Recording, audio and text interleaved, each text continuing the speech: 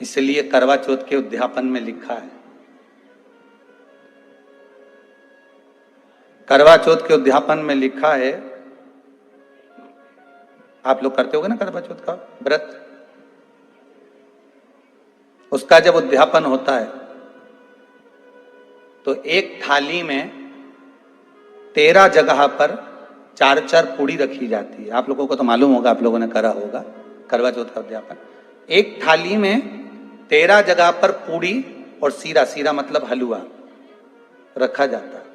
और रखने के बाद में उसके ऊपर एक पत्तल रखकर उस पर सुहाग का वस्त्र, साड़ी, 5 वस्त्र, सुहाग सामग्री सब उस पर रखी जाती है।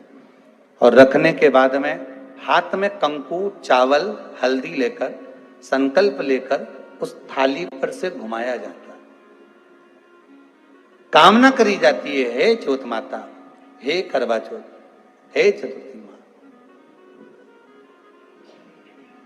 मेरे जीवन में मैंने आपका व्रत करा है, मेरे इस व्रत को स्वीकार करना, मेरा सौभाग्य का, मेरा मांग का सिंदूर, मेरी भाल की बिंदी, मेरे हाथ का चूड़ा, मेरी पाँव की बिछोड़ी, इसको अमर करना माँ। और जो ये वस्त्र मैं दे रही हूं, इस वस्त्र को मैं जो प्रदान कर रही हूं चौथ माता, इसको स्वीकार कर कर मेरी भी चुनड़ी को लाल बनाए रखना। तब उस साड़ी को, उस वस्तु को, उस सामग्री को उठाकर घर की वृद्ध सास को, जो घर में सासू होती है, उसको दिया जाता है। सास नहीं हो तो किसी सौभाग्यवती नारी को दिया जाता है। उसके बाद में आप फिर ब्राह्मणों का भोजन कराओ, बड़े प्रेम से बुलाओ और ब्राह्मण ब्राह्मणी का भोजन कराओ। अब आज के जमाने में जो करवा चौथ का उद्यापन होता है, उसमें जब समाज की माताएं उद्यापन करती है तो केवल स्त्री स्त्री को भोजन करा देती है, पुरुष को नहीं कराती। पर करवा चौथ के उद्यापन में लिखा है कि ब्राह्मण का भोजन होना चाहिए, उसके साथ सौभाग्यवती नारी आए, उसकी पत्नी। पर अपन ने तो सोचा कि चौथ माता का उद्यापन है तो केवल स्त्री स्त्री को खिला दो, उद्यापन का पूर्ण फल मिल जाएगा। नहीं, उसका सुख नहीं, उसका आनंद नहीं।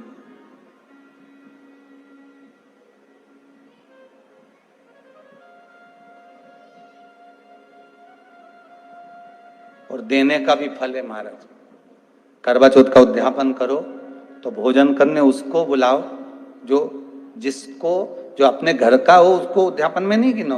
अपने घर के लोगों तो वैसे ही भोजन करेंगे, घर का व्यक्ति तो वैसे ही भोजन करेगा ना, पर अपन ने उन्हीं को गिना। ने हमारी बड़ी जीजी के गिन लो, ने छोटी जीजी के गिन लो, ने भांजी के गिन लो, ने उसके गिन लो, ने उसके गिन लो। मैं 13-14 ऐसे इकट्ठा कर लिया, मैं साहब ये अपने इकट्ठे हो गए, ये तो अपने हो गए। ये तो तुम उद्यापन करोगे तो घर में इनको तो जिमाना ही पड़ेगा क्योंकि तुम्हारे रिश्तेदार है।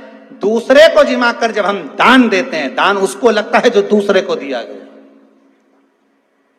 कई लोग कहते हैं हमने बहन बेटी के दे दिया, तो बहन बेटी क्या दान लेती है? किस पुराण में लिखा है कि बहन बेटी दान लेती है? हमको वो भी बताना कि बहन बेटी दान लेती है, क्योंकि बेटी तो खुद कन्यादान में जाती है। बेटी का कन्यादान होता है, वस्तु का दान नहीं। बेटी खुद दान में दी जा रही है, कन्यादान में। बेटी कभी दान नहीं लेती महाराज, बहन बेटियां कभी दान नहीं लेंगी। और बहन बेटियों को कह भी देना चाहिए, अगर भाभी बोले कि हमने जीजी को दान, है दान मान नहीं ले रहा है, देना हो तो ठाट से हमारा हक दे रही हो। हम साल भर में आते हैं तो राखी पे साड़ी दे रही हो, ये हमारा हक है क्योंकि हमारे मकान में रह रही हो, हक दे रही हो, दान नहीं। दान देना है तो पंडित जी के दो, दान देना है तो ब्राह्मण को दो, गौ माता को दो। हम दान नहीं ले रहे, हम अपना हक मांग रहे हैं। ऐसे नहीं दोगी तो काले कोट वाले भैया से लिवाएंगे, हमारा कहीं जाए, तुम तो दान दो। अब तुम क्यों नहीं, तो तुम हम तो दान दे रहे हैं, बहन बेटी के दान दे रहे हैं, तो बहन बेटी कोई दान ले क्या? बहन बेटी के कई पड़े हैं तुमसे दान मांगे?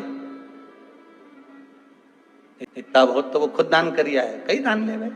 वो तो हक ले रही है, दान नहीं, दान नहीं मांगे।